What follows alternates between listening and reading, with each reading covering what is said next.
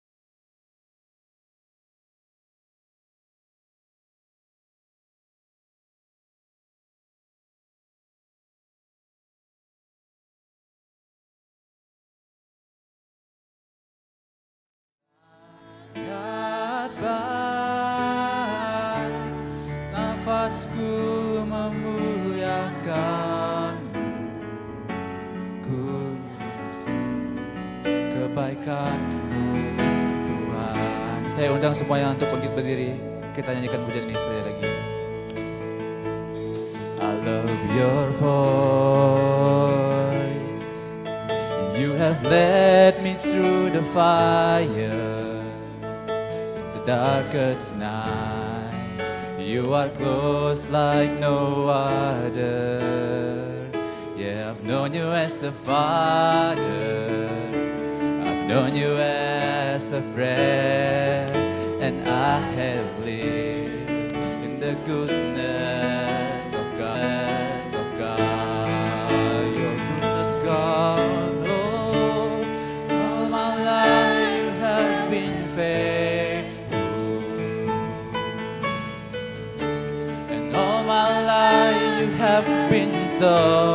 so good. With every breath that I am able, I will sing of the goodness of God. Your goodness, God, your goodness is running after me. Your goodness is running after me. With my life laid down, I surrender now. I give you everything. Your goodness is running after me. Your goodness, God, oh, it's running after me. Your goodness is running after me. With my life laid down, I surrender now. I give you everything. Your goodness is running after me. Sepanjang hidupku kau setia. Sepanjang hidupku kau sangat baik. Napasku memuliakan, ku nyanyi kebaikan-Mu Tuhan. Sepanjang hidupku Tuhan, sepanjang hidupku kau setia.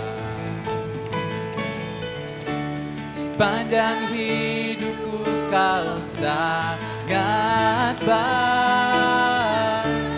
Napasku memuliakan, ku nyanyi kebaikan-Mu Tuhan. Ku nyanyi kebaikan-Mu Tuhan. Doa pembukaan oleh Saudara Jessica. Mari kita berdoa. Bapa dalam kerajaan surga, sungguh benar ya Tuhan. Kami memuliakan-Mu dan kami memuji Engkau ya Tuhan. Sebab Engkau yang layak dan pantas untuk menerima pujian dan penyembahan kami. Kami menyerahkan ibadah KKR kami pada hari ini. Tuhan, Engkau mari menolong dan memberkati dari awal hingga pada akhirnya. Biar dapat berjalan dengan baik. Kami minta penyertaan-Mu, kami minta kuasa-Mu Tuhan. Dan kami minta biarlah Engkau Roh Kudus beracara bersama-sama dengan kami pada hari ini. Terpuji nama Tuhan, di dalam nama Yesus kami telah berdoa. Haleluya, amin. Semuanya dalam keadaan yang masih dalam keadaan berdiri. Oke, kita akan menyanyikan satu pujian dari nyanyian Kemenangan Iman nomor 209, Kewajiban-Mu yang Mulia.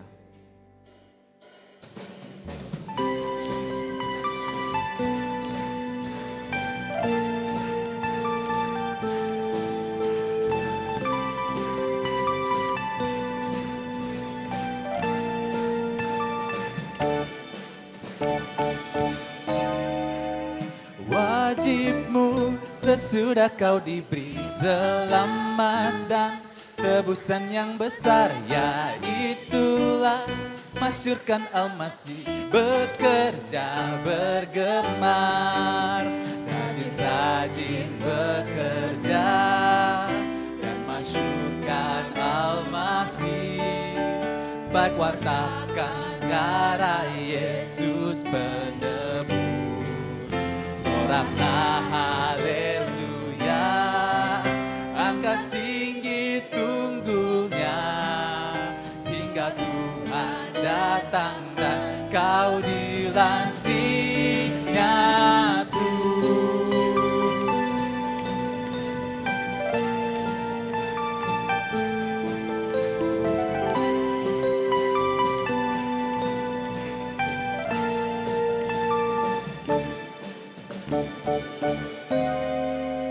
Yang telah terhilang dan sesat, baik carilah dan pimpin pulang terus. Yang tinggal jauh, hai bawalah cepat kepada penebus. Rajin-rajin bekerja masyurkan Al-Masih, baik wartakan darah Yesus penebus. Soraklah haleluya, angkat tinggi tunggulnya, hingga Tuhan datang dan kau dilantiknya terus.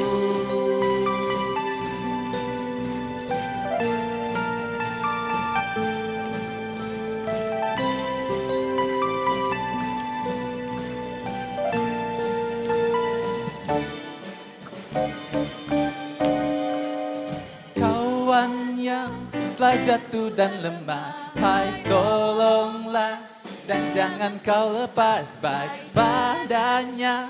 Kau peringatkanlah kasihnya pelepas. Oh rajin-rajin bekerja dan masyurkan Al-Masih, baik wartakan darah Yesus penebus. Soraklah haleluya, angkat tinggi tunggulnya, hingga Tuhan datang dan kau dilantiknya terus.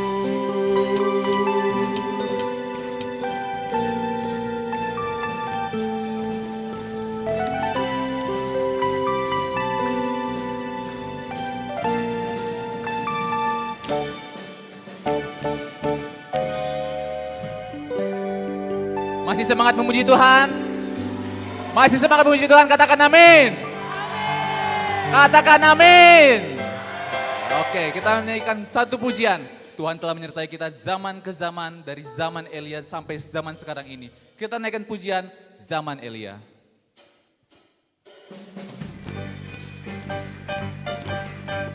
Mari semuanya bertepuk tangan.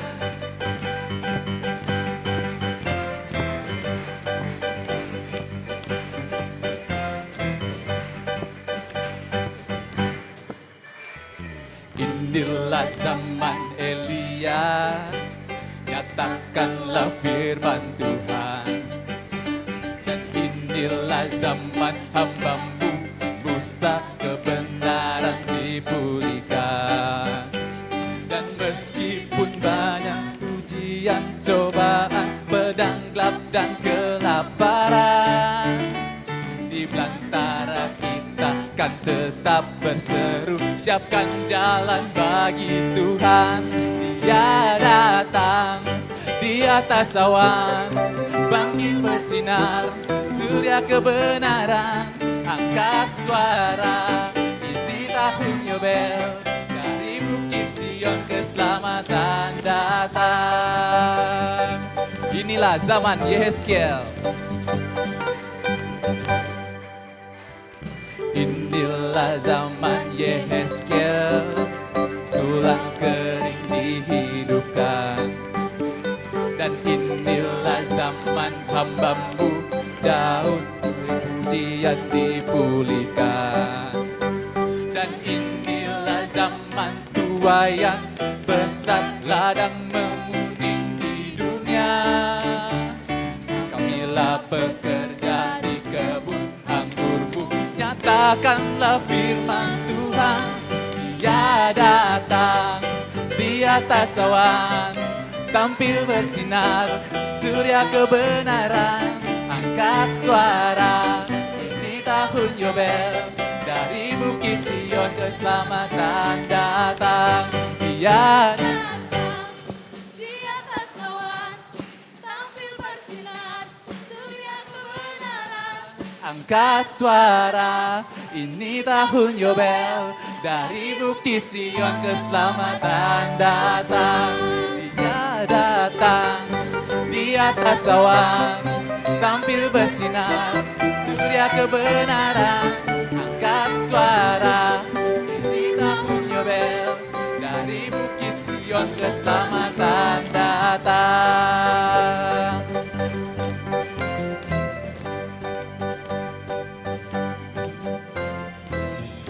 Beri kemuliaan bagi nama Tuhan. Haleluya, haleluya. Semuanya dipersilakan untuk duduk kembali. kita akan mendengarkan kebenaran firman Tuhan yang akan disampaikan oleh hambanya Pak Evangelis Alurio Hafiz MTH. Kita naikkan satu pujian Allah Roh Kudus.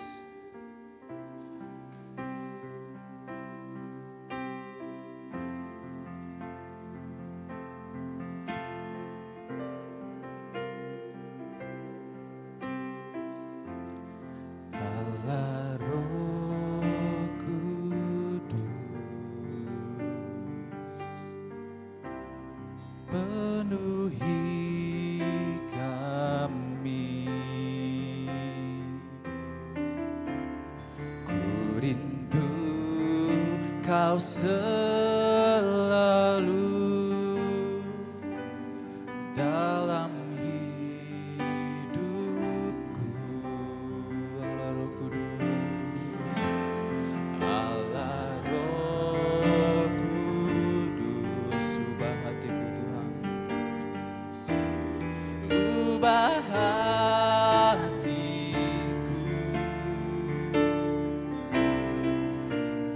jadikanku jemalah. Ku rindu hadirat-Mu, ku sembah kudus, kudus, kuduslah Tuhan, dan ku sanjung Kau mulia, mulia bagimu Tuhan. Sekali lagi kita uji, Allah Roh Kudus ada di tengah-tengah kita. Haleluya. Allah Roh Kudus, ubah hatiku, ubah hatiku, jadikanku jemalah. Ku rindu hadirat-Mu, ku sembah kudus, ku sembah kudus, kudus, kuduslah Tuhan, dan ku sanjung Kau mulia, mulia bagimu Tuhan. Ku sembah kudus, kudus, kuduslah Tuhan, dan ku sanjung Kau mulia, mulia bagimu Tuhan. Ku sembah kudus, oh bah kudus, kudus, kuduslah Tuhan, kudus Kau Tuhan, mulia, mulia bagimu Tuhan, bagimu Tuhan, bagimu Tuhan, oh, bagimu Tuhan. Kepada hambanya kami silakan.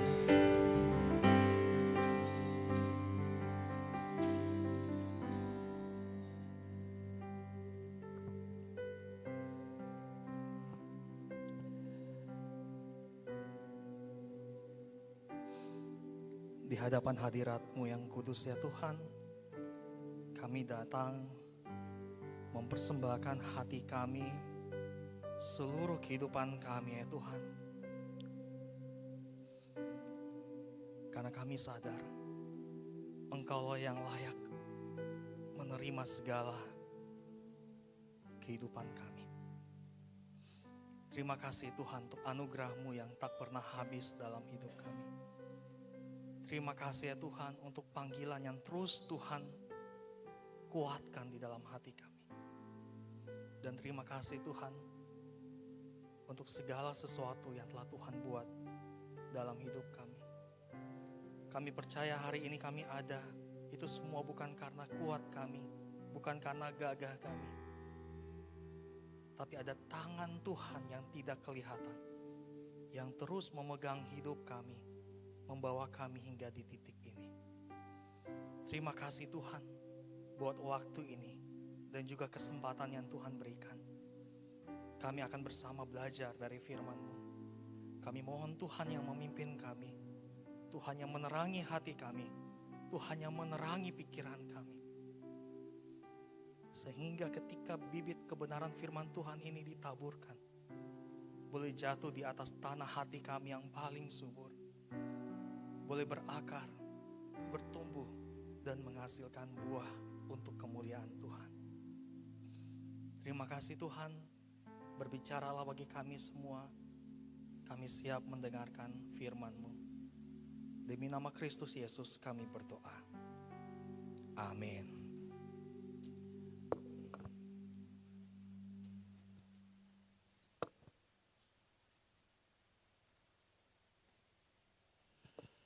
Terima kasih untuk tim Praise and Worship, pemusik dan juga WL Singer yang sudah melayani kita pada siang hari ini. Mari kita berikan aplaus untuk teman-teman kita. Mereka sudah memberikan waktu mereka, menginvestasikan kemampuan yang Tuhan anugerahkan sehingga kita boleh betul-betul di bawah untuk menikmati suasana ibadah pada siang hari ini. Nah, selamat siang untuk kita semua, shalom. Puji Tuhan ya, ini hal yang luar biasa. Saya bersyukur karena boleh diberikan kesempatan lagi untuk boleh kembali menguatkan kita semua dalam pembelajaran pada hari ini. Dan saya tahu ini jam yang rawan ya. Semua sudah makan di sini? Sudah ya. Biasanya di jam-jam ini jam yang kritis ya. Habis makan, perut kenyang, ya mata mulai berat, kepala sudah mulai miring-miring ya. Kalau orang bilang otak sudah mulai loading lambat ya. Tapi saya percaya bahwa Roh Kudus tetap bekerja, amin. Bahkan dia bekerja di jam-jam yang paling ngantuk sekalipun ya. Kita harus percaya itu. Inilah anugerah Tuhan bagi kita semua. Oke, puji Tuhan. Ini sudah saya share dulu.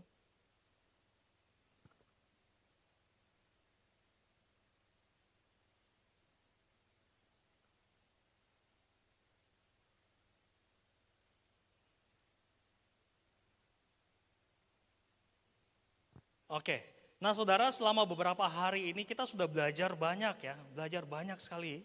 Kita belajar tentang identitas kita, status kita, panggilan kita. Bahkan kemarin kita belajar tentang karakter, kita belajar tentang karunia ya. Dan pada hari ini kita akan masuk ke dalam titik pusatnya atau intinya, yaitu dari semua hal ini sebenarnya tujuannya satu, yaitu kita semua dipanggil untuk menjadi manusia Allah. Tentu ini adalah suatu panggilan yang berbeda ya. Tuhan memanggil kita, menyebut kita manusia Allah, ini adalah suatu identitas yang luar biasa ya. Untuk apa? Untuk kita bisa hidup berbeda di dunia ini ya. Sebagaimana yang kemarin pernah kita bahas tentang karakter ya dan karunia, kita ingat semua karunia itu sia-sia kalau kita salah mengenali siapa diri kita. Dan semua pelatihan tentang karakter itu akan mentok, mandek, tidak akan berjalan kalau fondasi hidup kita itu tidak jelas. Itulah sebabnya kita perlu mendalami dan memahami lebih dalam tentang identitas kita sebagai manusia Allah ini. Nah saudara yang terkasih, saya percaya kita semua hadir, datang ke STT Jafrai, ada yang dari pedalaman, ada yang dari kota yang besar, bahkan ada yang dari luar pulau Sulawesi ini ya. Saya mau tanya dulu, siapa yang berasal dari luar Sulawesi? Ada? Dari luar Sulawesi ya? Puji Tuhan, puji Tuhan. Kurang lebih sekitar 70%. Yang dari Makassar ada? Ada 1, 2, 3, 4, 5 ya. Puji Tuhan ya. Ada dari Makassar. Biasanya Makassar itu paling jarang ya. Tapi puji Tuhan tahun ini ada cukup banyak yang dari Makassar. Nah saudara, saya yakin dan percaya bahwa kita semua datang dan hadir di tempat ini karena apa? Karena kita merasakan sebuah panggilan.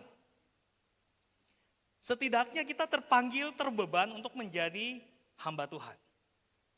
Setidaknya kita terpanggil dan terbeban untuk apa? Untuk melayani Tuhan. Amin. Meskipun mungkin kita tidak terpanggil sebagai seorang pengkhotbah atau sebagai seorang gembala, karena ada yang ambil PAK, PAK, dan lain sebagainya, kita terpanggil menjadi guru, tetapi kita semua dipanggil sebagai pelayan firman. Itulah sebabnya saudara, meskipun saudara mengambil jurusan pendidikan, tetapi pengajaran yang saudara ajarkan haruslah berdasarkan dan sesuai dengan firman Tuhan. Demikian juga dengan khotbah yang kita sampaikan. Itu semua harus sesuai dengan firman Tuhan. Meskipun kita tidak semua dipanggil menjadi pengkhotbah, tapi kita semua dipanggil menjadi pelayan Tuhan. Tapi pernahkah saudara bertanya seperti ini?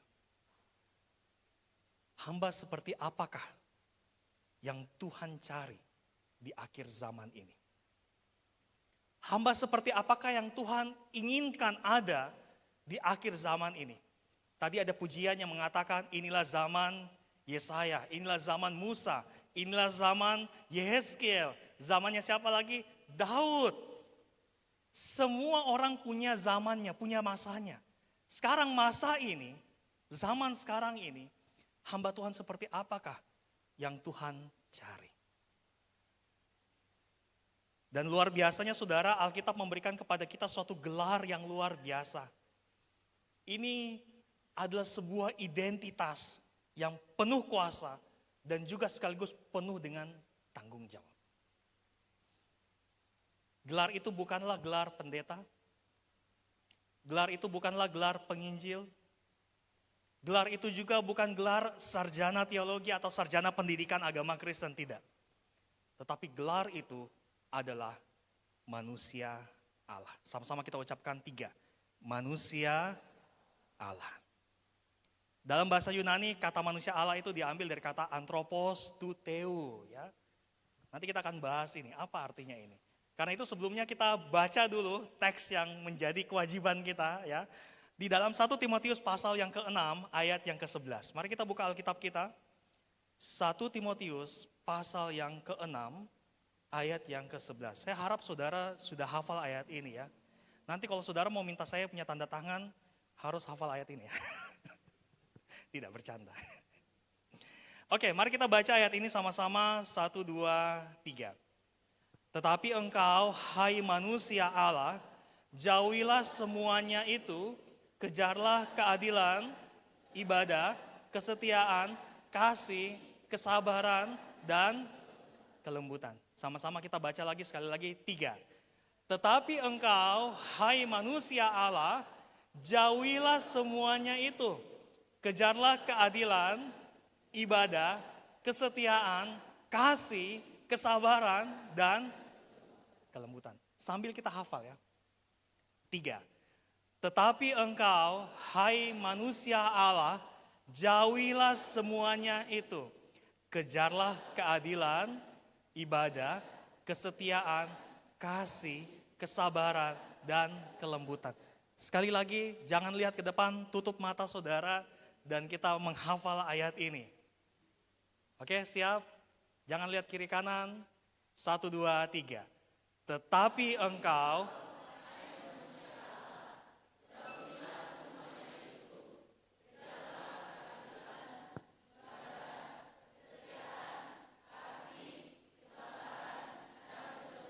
puji Tuhan, mari kita berikan aplaus untuk diri kita sendiri ya. Saudara, ini hal yang luar biasa. Ketika saudara bisa menghafal teks Alkitab, saudara tidak akan rugi. Ya. Karena ketika saudara tidak ada waktu untuk membuka Alkitab dan saudara mengalami masa yang sulit, ayat-ayat yang saudara hafal itu dipakai oleh Roh Kudus untuk menguatkan saudara. Karena itu saudara tidak rugi kita menghafal ayat Alkitab. Kalau hafal nomornya orang tua bisa, hafal nomornya pacar bisa, hafal nomor sendiri bisa, bahkan mungkin ada yang hafal nomor kartu keluarga atau nomor KTP ya. Itu mungkin kita bisa hafal ya. Saudara jangan hafal itu saja, hafal juga Alkitab ya. Ini hal yang penting. Nah saudara jangan salah, meskipun ini ditulis oleh Paulus kepada Timotius yang adalah laki-laki, ya. Tetapi ayat ini, frasa ini, manusia Allah ini ditujukan untuk setiap kita. Nah kalau kita belajar sedikit bahasa Yunani ya, kata antropos itu bisa berarti manusia, bisa berarti orang, bisa berarti seseorang yang memiliki kepribadian atau pribadi. Ya. Sedangkan bentuk theo ini dari kata theos, theos itu artinya Allah, ini bentuknya akusatif, kepemilikan. Jadi sebenarnya kata lengkapnya anthropos tu theo, ya. Artinya apa? Milik Allah saja atau milik seorang Allah saja. Tidak ada yang lain. Dengan kata lain kalau kita mengatakan manusia Allah, itu bahasa lainnya ialah seorang pribadi yang merupakan atau adalah milik Allah.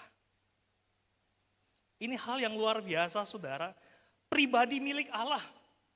Kita adalah milik Allah. Karena itulah panggilan ini adalah panggilan bagi setiap kita, baik laki-laki maupun perempuan. Ketika kita sudah menyerahkan hidup kita kepada Kristus, Alkitab katakan hidup kita itu telah lunas dibayar oleh darahnya yang mahal. Sekarang hidup kita bukanlah milik kita lagi, tetapi milik siapa? Kristus.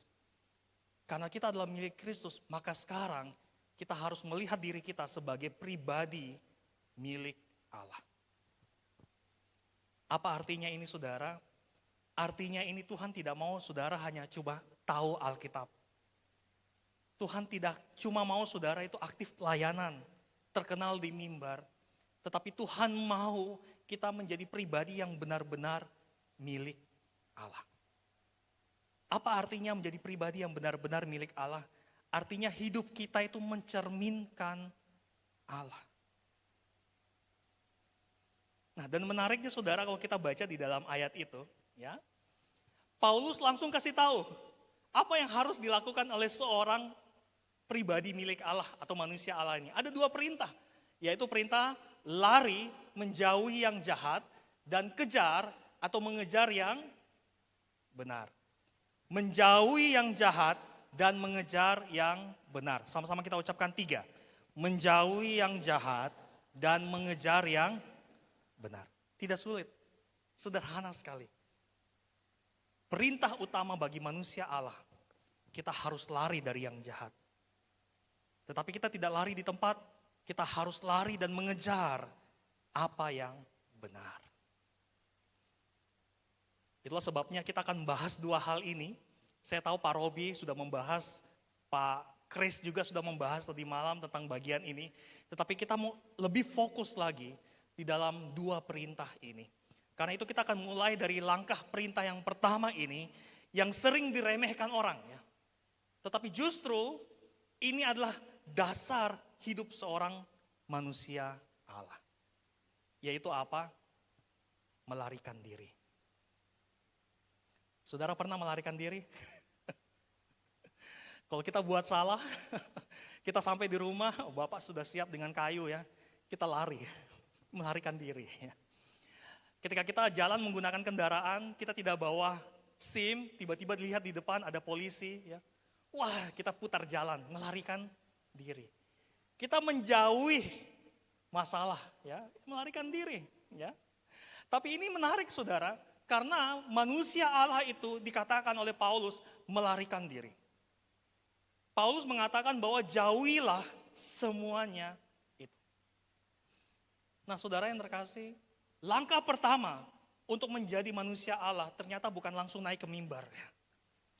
Langkah pertama untuk menjadi manusia Allah ternyata bukan langsung memimpin pujian, jadi WL. Bukan langsung mengejar pelayanan yang hebat dan luar biasa, tidak. Tapi langkah pertama adalah lari. Sama-sama kita ucapkan 3, lari. Pertanyaannya lari dari apa? Lari dari apa? Lari dari racun, saudara. Ya. Lari dari hal yang jahat. Lari dari kebiasaan yang lama. Lari dari dosa yang selama ini kita anggap biasa. Lari dari semua hal yang tidak berkenan kepada Tuhan. Dan mari saudara kita mau jujur saat ini. Ketika kita datang ke sini, berapa banyak di antara kita yang datang masih membawa bekal dari kehidupan kita yang lama.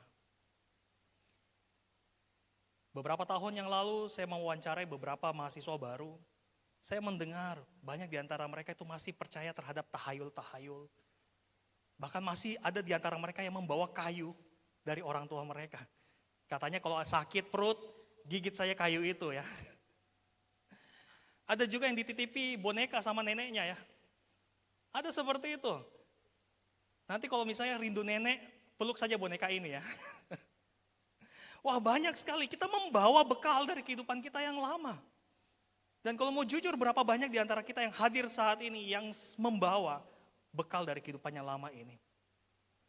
Ada yang mungkin memiliki jimat yang kecil dari kampung, ditaruh di dompet, mungkin untuk apa, buat jaga-jaga ya. Ada juga yang mungkin kalau sakit pilihan utamanya ialah pergi ke dukun ya, kepada orang pintar, bukan kepada Tuhan. Ya. Nanti Tuhan terakhir lah ya, yang penting kepada orang pintar dulu. Kalau orang pintar tidak pintar ya kita cari dokter ya. Kalau dokter tidak bisa baru kita cari Tuhan.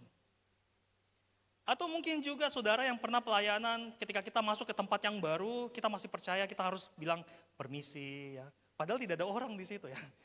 Tapi kita percaya, oh ini ada penghuninya di sini ya, kita bilang permisi ya. Mau melayani di sini ya. Mungkin kita masih memegang pikiran-pikiran dan juga kepercayaan-kepercayaan seperti itu. Dan saudara dengarkan ini baik-baik. Saya mengajar saudara bukan supaya kita merendahkan budaya, tidak. Atau tradisi, tidak. Tetapi sebagai manusia Allah, kita harus punya keberanian untuk membedakan manakah yang benar-benar hanya budaya dan manakah yang adalah kuasa gelap yang sedang menyamar melalui tradisi. Hati-hati saudara, semuanya itu baik kelihatannya. Tapi kita perlu hikmah dari Tuhan. Dan Paulus katakan apa? Jauhilah semuanya itu. Tinggalkan itu semua saudara, lepaskan itu semua, putuskan itu semua saudara. Jangan lagi kita bermain-main dengan area abu-abu ini yang tidak jelas ini. Karena apa? Karena sebagai manusia Allah, kita tidak bisa berdiri di dua perahu. Saudara pernah naik perahu? Saudara yang dari Kalimantan mungkin pernah naik perahu ya. Pernah tidak saudara naik perahu, kaki kanan saudara di perahu yang satu, kaki kiri saudara di perahu yang lain? Pernah?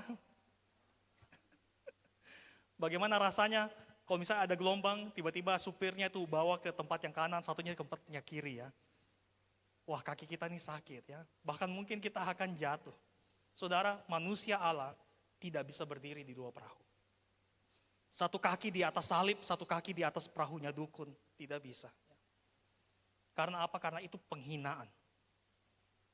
Penghinaan bagi kuasa darah Yesus. Itulah sebabnya saudara, kalau kita masih menyimpan kuasa gelap itu sebagai ban serep kita hari ini. Lihatlah, itu adalah tanda bahwa kita belum 100% percaya pada kuasa Tuhan. Tetapi saudara menariknya, bukan hanya itu saja.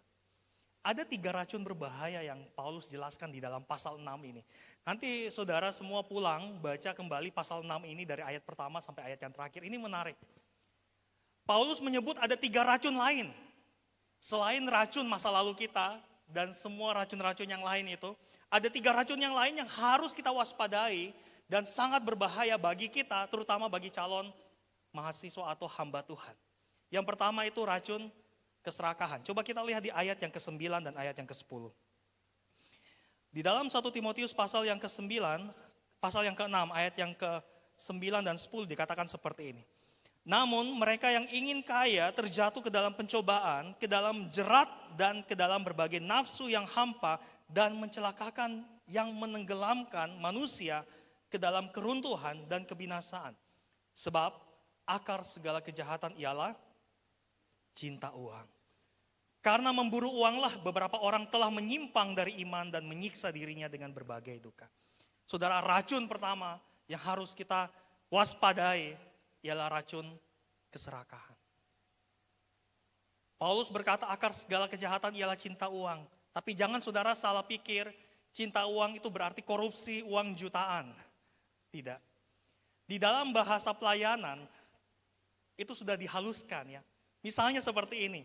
Kalau misalnya kita datang ke kampus ini dengan suatu mimpi, oh Tuhan, saya mimpi melayani di gereja yang besar, gereja yang banyak jemaatnya.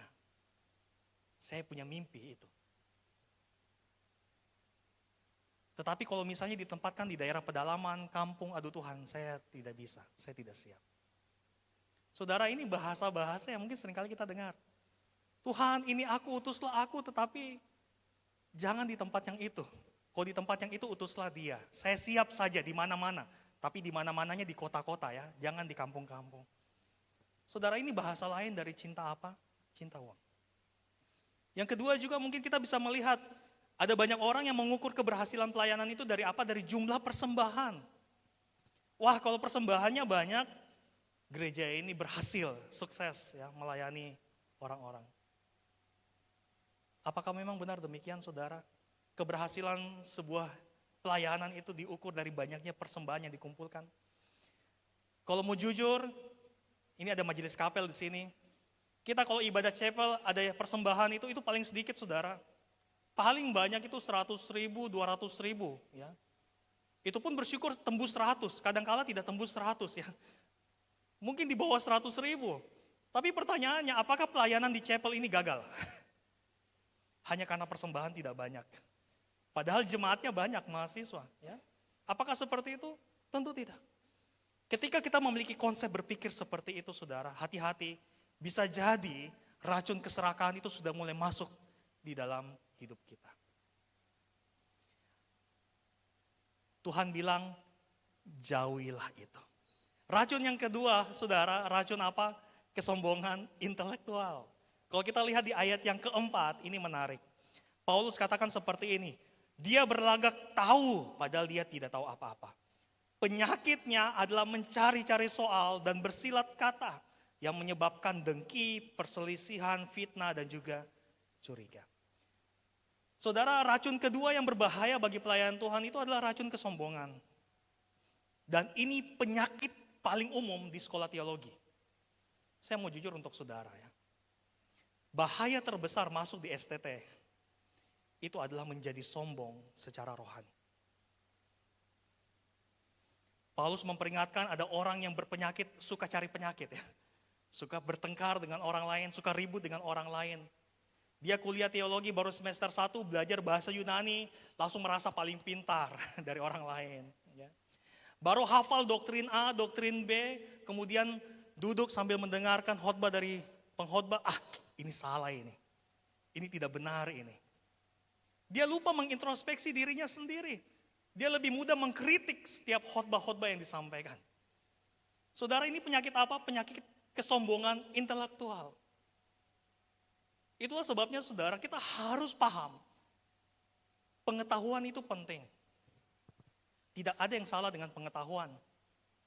Tetapi ketika pengetahuan itu membuat kita menjadi orang yang sombong dan merendahkan orang lain, disitulah pengetahuan sudah menjadi racun yang mematikan kita. Tuhan berkata apa? Hai manusia Allah, jauhilah kesombongan rohani. Racun yang ketiga itu apa saudara? Racun yang ketiga itu adalah iri hati dan juga perpecahan. Di ayat yang kelima kalau kita lihat, di sana dikatakan ada percecokan antara orang-orang yang tidak lagi berpikiran sehat, kehilangan kebenaran, yang mengira kesalehan itu sebagai sumber keuntungan. Hati-hati saudara. Keserakahan dan kesombongan jikalau dia berkumpul di satu tempat, itu akan melahirkan iri hati.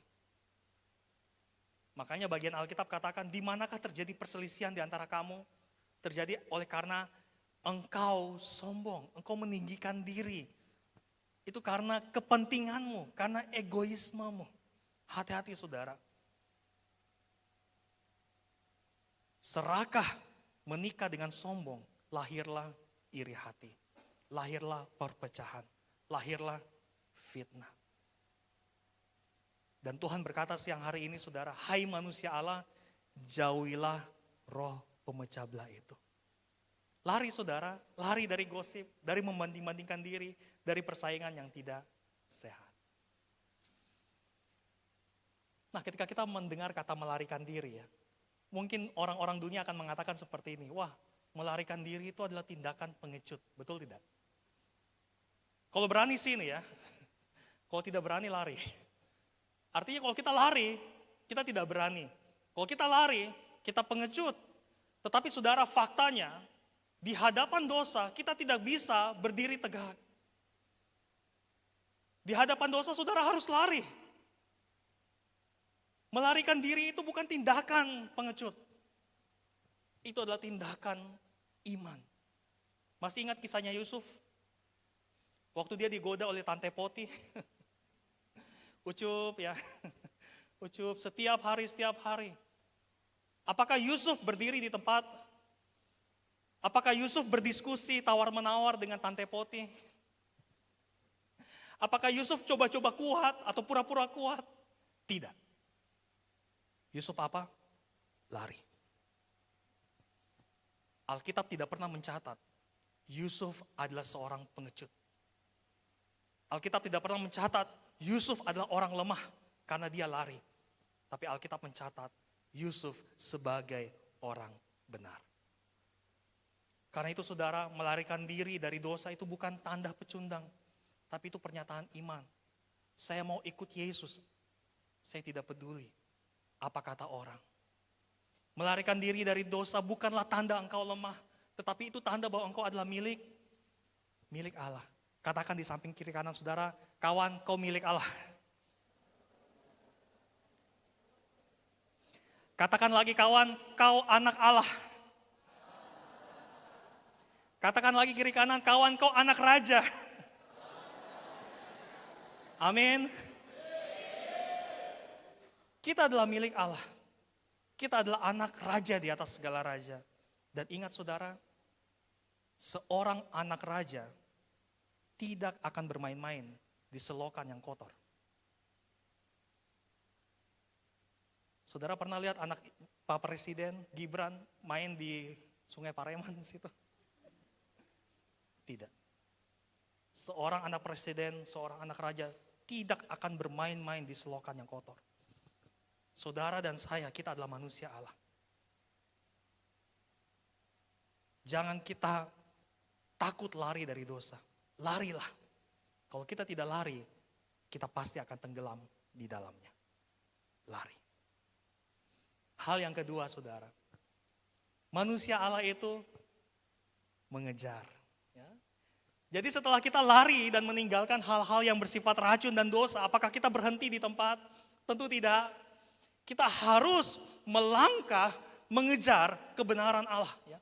Paulus melanjutkan di dalam ayat yang sama dikatakan kejarlah keadilan, ibadah, kesetiaan dan selanjutnya. Saudara, kita tidak lari tanpa tujuan. Amin. Kita lari dari sesuatu supaya kita bisa lari menuju sesuatu. Dan manusia Allah tidak lari di tempat. Manusia Allah lari meninggalkan untuk lari menjumpai. Pertanyaannya apa artinya mengejar? Saudara pernah dikejar? Dikejar apa? Dikejar anjing. Wah, anjing ini ternyata suka mengejar ya. Saudara, apa arti kata mengejar itu sendiri? Kata kejar itu tidak sama seperti kita duduk santai di kelas ya. Kemudian dengar musik, dengar kuliah ya. Atau mungkin juga kata kejar itu tidak sama seperti kita duduk di kelas-kelas, tidak buka apa-apa, tidak buat apa-apa, tapi berharap nilai dapat A.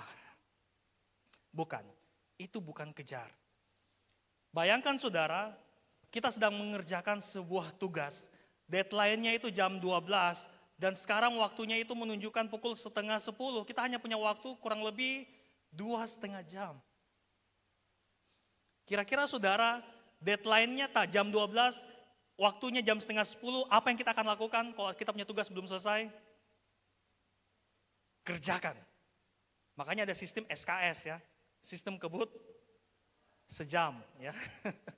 Sejam kita kebut, kita tidak peduli ada WA, ada chat, ada notifikasi, kita tidak peduli, kita abaikan. Bahkan mungkin kita tidak sempat makan malam, tidak peduli ya. Yang penting kita harus cepat selesaikan tugas ini. Kita akan mengetik secepat mungkin, mata kita fokus, tangan kita gerakan cepat. Karena kita tahu, kalau kita santai, maka kita tidak akan selesai. Saudara pernah di posisi itu? Tugas kumpul besok, hari ini baru saya kerja ya. Wah, kita tidak peduli kata teman-teman. Tidak mandi juga tidak apa-apa. Kita kerja di depan laptop, tidak peduli. Itu yang dinamakan semangat belajar. Itu yang dinamakan semangat mengejar. Karena saudara ada deadline, saudara tahu tidak bisa lewatkan waktu ini, saudara akan semangat. Artinya apa saudara? Mengejar itu tidak bersantai-santai. Ada kesadaran bahwa ada sesuatu hal yang penting yang bisa terlewat kalau kita tidak serius. Itulah sebabnya mengejar itu ada usaha sungguh-sungguh, ada prioritas, bahkan mungkin juga ada pengorbanan di situ. Itu arti kata dari mengejar. Begitu juga dalam mengejar karakter Kristus, saudara. Kita bukan hanya duduk di tempat ini, mengisi absen lengkap atau rajin hadir di kelas supaya kita bisa berubah, tidak. Mengejar karakter Kristus itu butuh kesungguhan. Kalau kita tidak sungguh-sungguh mengejar karakter Kristus, kita akan tertinggal jauh. Bahkan mungkin kita akan terbuai dengan kesantaian dan kehidupan yang tidak sesuai dengan kehendak Tuhan. Itulah sebabnya saudara, kita kuliah di STT bukan untuk kumpul gelar. Kita sedang belajar kejar perubahan hidup. Amin. Kita datang ke sini bukan sekedar kita ingin dapat kuliah, dapat materi, punya kehidupan rohani yang baik melalui semua aktivitas pembentukan disiplin rohani. Tidak. Tapi satu hal yang kita rindukan ketika kita ada di tempat ini, kita ingin ada sebuah perubahan hidup yang sesuai dengan kehendak Tuhan. Sehingga pertanyaannya seperti ini, apa yang harus kita kejar? Kalau bukan nilai yang kita kejar, kalau bukan gelar yang kita kejar, kalau bukan popularitas yang kita kejar, kita harus kejar apa? Yang kita kejar karakter Kristus sekali lagi. Mari kita sama-sama ucapkan 3.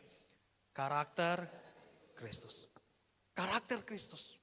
Dan luar biasanya saudara, Alkitab tidak membuat kita menebak-nebak karakter Kristus itu yang bagaimana sih. Kehidupannya seperti Kristus itu bagaimana sih. Karena di dalam 1 Timotius 6 ayat 11b, Paulus menulis dan berkata, kejarlah keadilan, kejarlah ibadah, kejarlah kesetiaan, kejarlah kasih, kejarlah kesabaran, dan kejarlah kelemah lembutan. Harus kita kejar. Kita harus kejar ini semua saudara. Saudara tidak bisa tunggu-tunggu diam dan saudara akhirnya mendapatkan keadilan, tidak. Engkau harus kejar ini. Itulah sebabnya setidaknya 6 hal ini akan kita lihat satu persatu. Ya, secara singkat, sederhana. Di mana Paulus menyuruh Timotius dan kita semua untuk mengejar hal ini. Dan ingat saudara, ini bukan pilihan. Ini adalah sebuah panggilan. Kita dipanggil mengejar 6 hal ini. Kita lihat satu persatu. Mengejar keadilan. Muncul pertanyaan, apa itu keadilan? Kemarin kita bahas buah-buah roh ya. Kita lihat di dalam buah roh, kasih, sukacita, damai sejahtera, kesabaran, kemurahan, kebaikan, kesetiaan, kelemah lembutan, dan penguasaan diri. Kita kuasai itu. Tapi kita masih bertanya-tanya, apa itu keadilan, apa itu kasih, dan sebagainya. Apa itu keadilan saudara? Keadilan itu artinya hidup benar. Baik ada orang maupun tidak ada orang, di tempat ramai maupun di tempat yang sunyi sepi, kita mau tetap hidup menyenangkan Tuhan. Dan ini berbicara tentang apa? Integritas. Kita mau melakukan apa yang benar meskipun tidak ada yang melihat. Orang dunia bilang seperti ini, tidak apa-apa ya. Yang penting tidak ketahuan, tidak apa-apa lah ya. Buat saja ya. Dunia bilang, kalau kamu bisa curang ya sudah tidak apa-apa, kan itu untuk dirimu. Yang penting tidak ada orang yang Tahu ya. Saat ujian, nyontek saja sedikit saja, tidak apa-apa ya. Kok tetap akan dianggap pintar, hanya karena nyontek sedikit ya. Saat laporan keuangan ke orang tua, beli apa, wah tidak apa-apa kita kasih lebih-lebih sedikit lah. Ya. Kan tidak ada yang lihat. Saudara, itu kata dunia. Tapi apa kata Tuhan? Tuhan bilang keadilan itu adalah cerminan karakter Allah. Kita harus jujur, saudara. Jujur bukan karena kita takut dosen. Jujur bukan karena kita takut kena sanksi. Tapi kita jujur karena kita takut akan Tuhan. Lagu sekolah minggu bilang, mata Tuhan melihat apa yang baik, apa yang... Saudara percaya itu tidak? Kalau saudara percaya itu, kenapa kita masih melakukan hal yang jahat? Kalau kita tahu Tuhan melihat semua yang kita lakukan, kenapa kita masih tetap senang melakukan hal yang buruk? Saudara, ingat, kita tidak bisa bermain-main dengan integritas.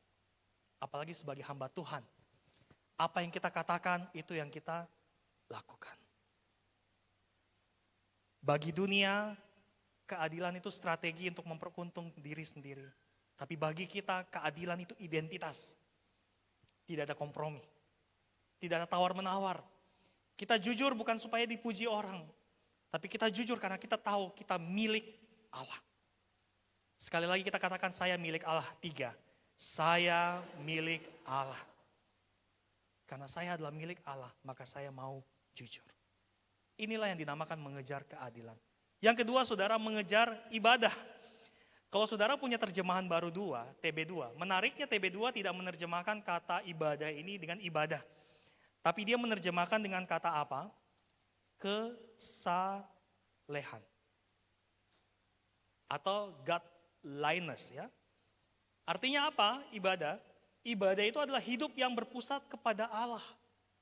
Ini bukan soal saudara banyak ibadah atau tidak, ikut ibadah hari Minggu atau tidak, tidak. Tapi ini soal sikap hati saudara yang sadar setiap saat 24 jam di dalam 7 minggu ini kita sadar Tuhan itu selalu ada. Orang dunia bilang seperti ini, beragama itu bagus, tapi sorry bro, jangan terlalu fanatik ya. Tuhan itu kan ada di hari Minggu ya. Nanti hari Senin sampai Sabtu, itu kan waktunya kita. Family time, our time, not God's time. Waktunya Tuhan itu hanya hari Minggu. Saudara, ini kata-kata orang dunia. Mereka memisahkan waktu untuk diri sendiri dengan waktu dengan Tuhan. Padahal Alkitab katakan apa? Ibadah itu berbicara tentang kesadaran bahwa setiap saat, setiap detik itu adalah waktunya Tuhan. Masih ingat lagu sekolah minggu? Hari ini harinya Tuhan, harinya Tuhan. Hari Senin harinya Tuhan. Hari Selasa harinya, hari Rabu harinya, Kamis, Jumat, Sabtu, Minggu, semua harinya. Kalau begitu harimu hari apa? Saudara punya hari sendiri tidak? Setiap hari-harinya Tuhan. Itulah sebabnya ibadah kita itu bukan ibadah pada saat hari Minggu saja. Tetapi setiap hari dimanapun kita berada itu adalah bentuk ibadah kita kepada Tuhan. Itulah sebabnya saudara ucapan selamat beribadah itu sebenarnya kurang begitu cocok ketika kita ibadah hari Minggu saja. Selamat datang Bapak Ibu jemaat Tuhan yang terkasih, selamat datang di jemaat GKII, jemaat kampus ya. Terima kasih untuk kesediaan. Setelah itu doa berkat pulang sudah. Tapi saudara harus ingat, ibadah itu bukan hanya ketika saudara masuk ruang ibadah gereja. Ketika saudara keluar dari pintu ini, itu juga adalah ibadahmu. Karena itu kita tidak bisa main-main di hadapan Tuhan. Mengejar ibadah adalah kita melihat bahwa setiap saat itu adalah ibadah kita kepada Tuhan. Bagi dunia ibadah itu sebuah acara, tapi bagi kita ibadah itu gaya hidup. Hal yang ketiga, Paulus katakan, kejarlah kesetiaan. Siapa di sini yang setia? Setiap tikungan ada ya. Oh bukan ya. Setia setiap saat, ya itu Rexona ya. Tidak, kita tidak promosi. Tetapi mengejar kesetiaan itu apa? Artinya berpegang teguh pada komitmen. Meski tidak enak, meski tidak populer, meski tidak ada melihat, saya mau tetap berpegang teguh pada komitmen yang saya sudah sampaikan kepada Tuhan. Orang dunia bilang seperti ini, setia itu tergantung situasi. Kalau dia menguntungkan saya akan setia. Kalau dia bisa memberikan sesuatu untuk saya akan setia kepada dia. Tetapi apa kata Alkitab, saudara? Tuhan tidak mencari orang yang terkenal, Tuhan cari hamba yang setia. Dan kesetiaan itu bukan berbicara tentang apa yang kita terima. Tapi kesetiaan itu berbicara tentang apa yang kita komitmenkan kepada Tuhan. Itulah sebabnya dunia itu mencari yang viral. Saudara lihat berita saat ini, banyak sekali berita yang viral. Itu menjadi makanan dunia saat ini. Tetapi Tuhan mencari yang setia. Yang keempat, mengejar kasih. Apa itu kasih? K-A-S-I. Kasih. Apa itu kasih ya? Kasih ya. Kasih ya. Kasih ya. Saudara tahu kasih? Kasih itu adalah sebuah keputusan, saudara ya. Kita tidak bisa menyenangkan semua orang, tapi kita bisa memutuskan untuk mengasihi banyak orang. Itulah sebabnya kasih itu berbicara tentang keputusan kita mengasihi orang lain. Meskipun orang itu tidak pantas dikasihi, meskipun orang itu tidak membalas kasih kita, meskipun orang itu bahkan menyakiti kasih yang kita berikan, tapi kita tetap mengasihi. Dunia mengatakan, saya mengasihi kamu karena kamu baik buat saya. Saya mengasihi kamu karena kamu, luar biasa bagi saya. Ya. Saya mengasihi kamu karena kamu itu saudaranya saya. Saya mengasihi. Itulah sebabnya saudara, bagi dunia, kasih itu tentang menerima lebih banyak. Tapi bagi kita, kasih itu tentang memberi lebih banyak. Pelayanan itu bukan mencari hidup. Pelayanan itu memberi hidup. Pelayanan yang berorientasi kepada kasih, tidak peduli berapa banyak keuntungan yang kau peroleh. Karena kau tidak soal menghitung-hitung dengan Tuhan. Tapi pelayanan itu berbicara tentang seberapa banyak yang bisa engkau berikan untuk Tuhan demi kemuliaan namanya. Itulah kasih. Yang kelima, mengejar kesabaran. Apa itu kesabaran ya? Sabar itu adalah kekuatan untuk bertahan ya. Meskipun ada tekanan, meskipun ada rintangan, kita tetap bertahan. Tetap taat, meskipun hasil belum terlihat. Orang dunia bilang seperti ini, saudara, kalau susah hidupmu, tinggalkanlah, cari yang instan ya. Dunia itu benci proses, saudara. Dunia itu senang yang instan. Dunia itu tidak mempedulikan perkembangan. Dunia itu lebih mempedulikan hasil yang menguntungkan. Tetapi Alkitab katakan apa?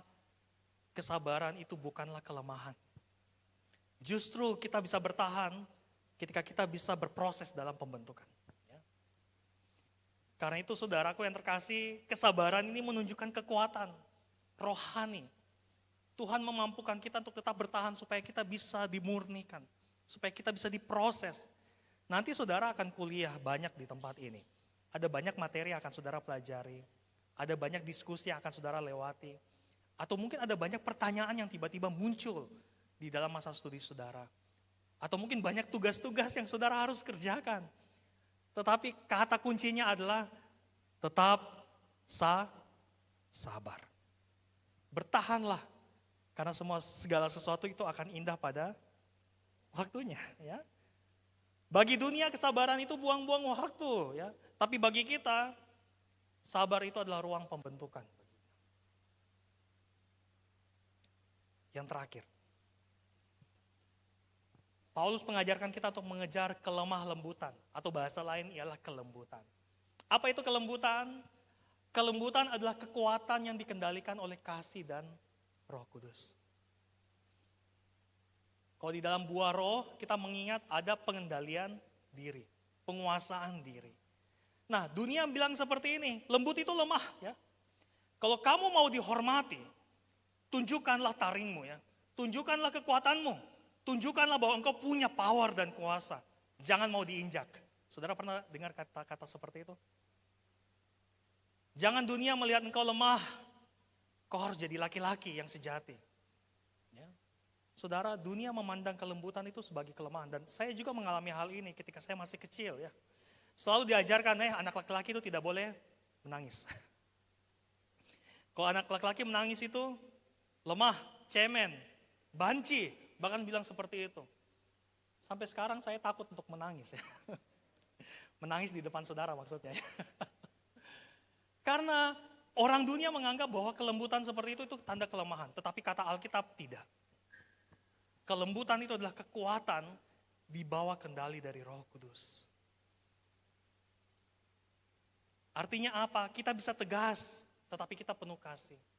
Kita bisa memimpin, tetapi kita tidak menindas. Dan bagi dunia, kelembutan itu payah. Tapi bagi Yesus itulah kekuatan sejati. Ini hal yang luar biasa saudara. Sekali lagi saudara, yang harus kita kejar adalah karakter Kristus. Apa saja itu masih ingat? Kejarlah keadilan, ibadah, kesetiaan, kasih, kesabaran, kelemah lembutan. Amin. Ini bukan sekedar daftar moral saudara. Ini adalah sesuatu yang kita harus kejar habis-habisan. Kalau bisa kita ngos-ngosan napas habis, kita harus tetap kejar barang-barang ini ya. Karena apa? Bukan supaya kita ingin kelihatan rohani, tidak. Tetapi karena kita sadar kita sudah diselamatkan. Karena itu sekarang kita hidup untuk menjadi serupa dengan Allah. Ingat, manusia Allah itu tidak pasif. Manusia Allah itu mengejar. Jangan puas hanya menjadi mahasiswa teologi, saudara. Jangan puas hanya karena saudara memiliki banyak pengetahuan, knowledge di tempat ini. Jangan.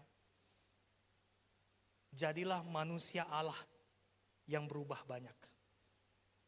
Jadilah manusia Allah yang berubah banyak. Karena yang Tuhan cari bukan cuma orang yang tahu kebenaran, tetapi orang yang mengejar kebenaran dengan seluruh hidupnya. Satu ayat terakhir, mari kita buka Matius 6 ayat 33. Sudah hafal semua? Matius pasal yang ke-6 ayat 33. Mari kita baca ayat ini sama-sama. 1, 2, 3. Tetapi carilah dahulu kerajaan Allah dan kebenarannya, maka semuanya itu akan ditambahkan kepadamu. Carilah kerajaan Allah, saudara. Panggilan hidup manusia itu sederhana. Kita lari dari dosa dan kita cari kerajaan Allah. Kita kejar itu. Lari dari dosa yang menahan kita. Dan kita harus kejar karakter Kristus yang membebaskan kita. Ada janji Tuhan di situ, semuanya itu akan ditambahkan kepadamu. Amin. Mari kita tundukkan kepala kita berdoa.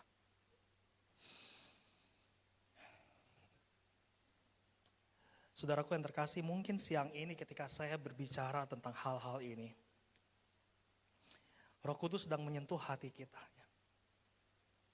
Mungkin dia sedang mengingatkan kita ya, tentang entah itu jimat yang masih kita simpan, atau mungkin dia juga sedang menegur kita soal kesombongan yang mulai tumbuh di dalam hati kita.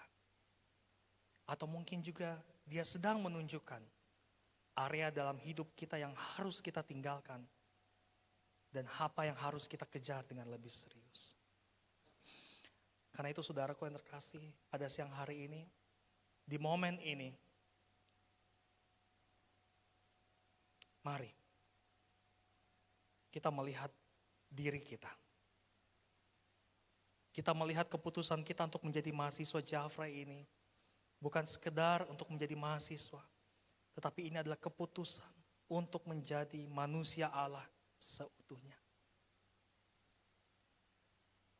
Karena itu saudara, jikalau engkau rindu untuk menjawab panggilan Tuhan, saya undang kita untuk menundukkan kepala kita sungguh-sungguh. Dan mari kita ucapkan doa ini di dalam hati kita. Ya. Mari kita berdoa. Tuhan Yesus, terima kasih untuk panggilan-Mu siang hari ini. Saya mengakui saya sering gagal.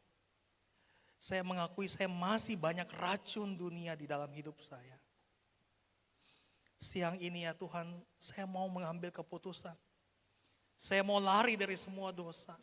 Saya mau lari dari kesombongan. Saya mau lari dari keserakahan. Saya mau lari dari semua ikatan gelap masa lalu saya. Karena itu Tuhan, saya mohon belas kasihan. Lepaskanlah saya dari semua ini. Saya mau menaruh semuanya di bawah kaki salib. Dan Tuhan, saya juga mau mengejar Engkau, mencari Engkau lebih sungguh. Bentuk saya Tuhan, menjadi pribadi yang adil, pribadi yang cinta ibadah, pribadi yang sungguh-sungguh setia, pribadi yang penuh kasih, penuh kesabaran, bahkan penuh dengan kelembutan. Saya mau Tuhan memakai hidup saya. Pakai masa muda saya. Pakailah masa studi saya di kampus ini Tuhan. Untuk membentuk saya menjadi manusia Allah yang memuliakan nama-Mu. Ini saya Tuhan. Utus saya. Di dalam nama Yesus Tuhan. Saya berdoa. Amin, amin, amin. Puji Tuhan, Tuhan memberkati kita semua. Shalom.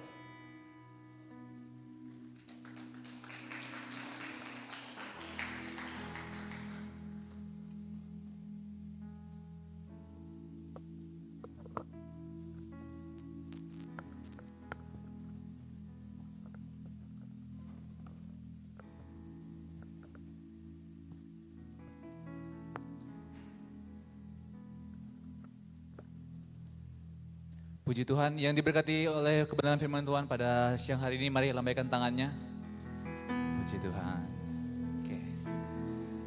Kita tiba di akhir ibadah KKR kita pada siang hari ini. Saya mengundang kita semua untuk bangkit berdiri, kita naikkan satu pujian. Segala kemuliaan.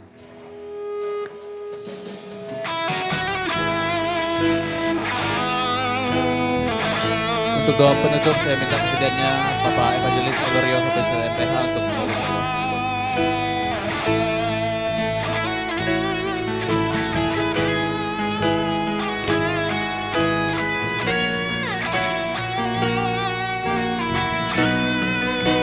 Kita sampaikan segala kemuliaan hanya untuk Tuhan. Kemuliaan hanya bagi Tuhan, segala hormat pujian hanya bagi Tuhan. Kuasa dan kemuliaan, kuasa dan kemuliaan hanyalah bagi Tuhan. Segala kemuliaan,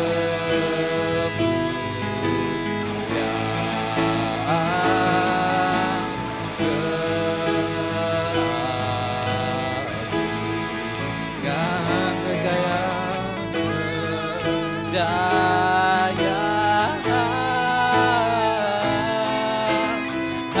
hanya bagi Tuhan. Segala kemuliaan, kemuliaan hanya bagi Tuhan. Segala hormat pujian hanya bagi Tuhan. dan kemuliaan hanyalah bagi Tuhan. Segala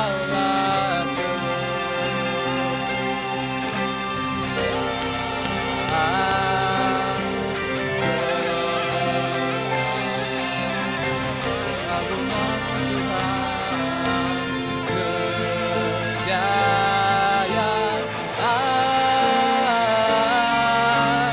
hanya bagi Tuhan, hanya bagi Tuhan. Beri kemuliaan bagi nama Tuhan.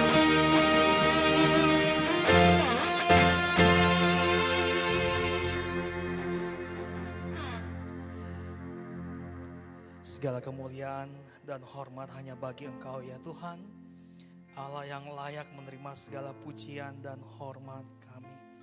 Terima kasih untuk waktu yang indah Tuhan berikan bagi kami.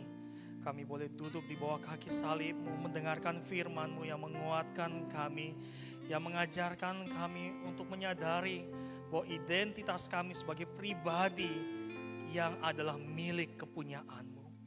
Tolong kami Tuhan, untuk kami boleh hidup untuk Engkau, hidup memuliakan Tuhan dimanapun Tuhan memanggil kami. Saudaraku yang terkasih, arahkanlah hatimu dan terimalah berkat dari Tuhan. Kiranya kasih karunia dari Allah Bapa, anugerah dari Tuhan kita Yesus Kristus, pimpinan serta tuntunan dari Allah Roh Kudus menyertai kita sekalian mulai hari ini sampai kedatangan Kristus yang kedua kali menjemput kita. Semua yang percaya katakan amin. Berikan kemuliaan bagi nama Tuhan.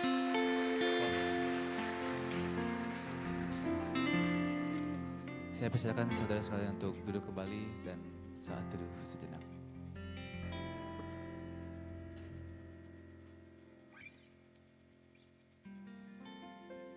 Ibadah kita selesai.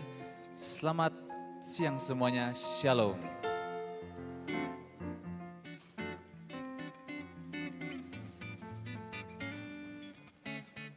Jika ada yang ingin disampaikan oleh panitia, saya persilakan.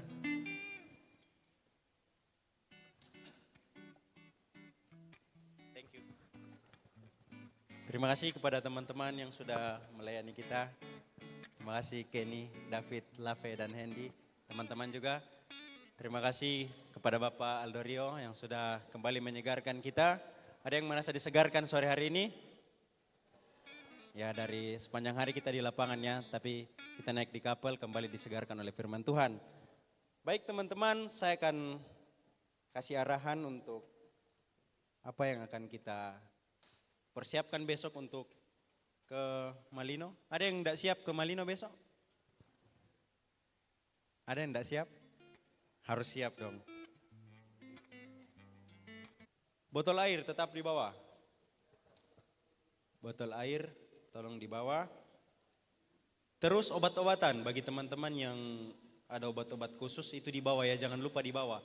Di atas itu tidak ada tempat belanja, tidak ada apotik, tidak ada sebagainya. Jadi persiapkan memang dari sini. Oke? Paham? Hai mati terus nah. Terus Alkitab, senjata kita.